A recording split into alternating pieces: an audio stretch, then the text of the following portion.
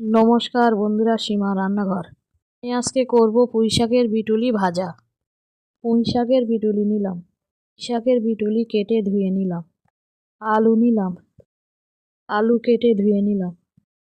বেগুন নিলাম, বেগুন কেটে ধুয়ে নিলাম। কড়া বসালাম, সর্ষের তেল দিলাম। তেলটা গরম করে বেগুনগুলো দিয়ে দিলাম।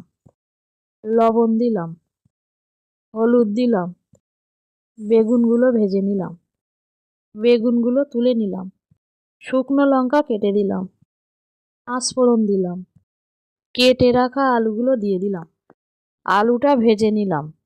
কেটে রাখা পুঁই শাকের বিটুলিটা দিয়ে দিলাম। লবণ দিলাম, হলুদ দিলাম। কিছুক্ষণ নাড়াচাড়া করে নিলাম। চিনি দিলাম।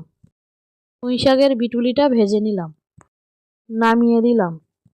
পুঁই শাকের বিটুলিটা ভালো লাগলে লাইক, সাবস্ক্রাইব, কমেন্ট, শেয়ার করুন। ফ্যান্টাস্টিক।